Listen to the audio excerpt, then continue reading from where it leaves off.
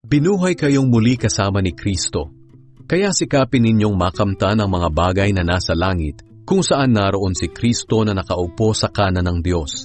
Doon ninyo ituon ang isip nyo at hindi sa mga makamundong bagay.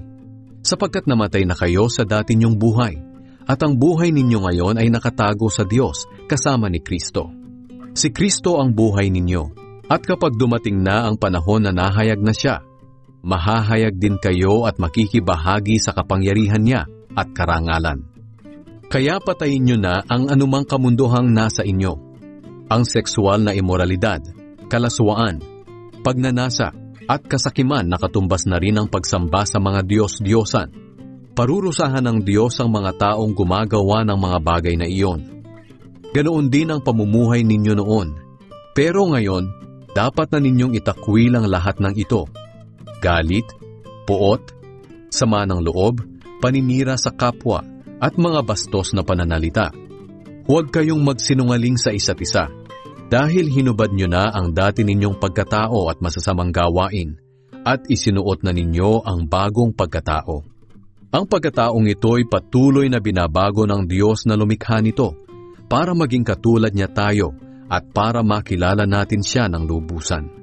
Sa bagong buhay na ito, wala nang ipinagkaiba ang Hudyo sa hindi Hudyo, ang tuli sa hindi tuli, ang naturuan sa hindi naturuan, at ang alipin sa malaya. Dahil si Kristo na ang lahat-lahat, at siya'y nasa ating lahat. Kaya bilang mga banal at minamahal na mga pinili ng Diyos, dapat kayong maging mapagmalasakit, maganda ang kalooban, mapagpakumbaba, mabait, at mapagtiis. Magpasensyahan kayo sa isa't isa, at magpatawaran kayo kung may hinanakit kayo kanino man, dahil pinatawad din kayo ng Panginoon. At higit sa lahat, magmahalan kayo, dahil ito ang magdudulot ng tunay na pagkakaisa.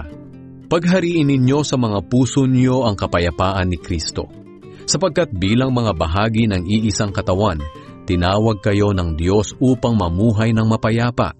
Dapat din kayong maging mapagpasalamat. Itanim ninyong mabuti sa mga puso niyo ang mga aral ni Kristo.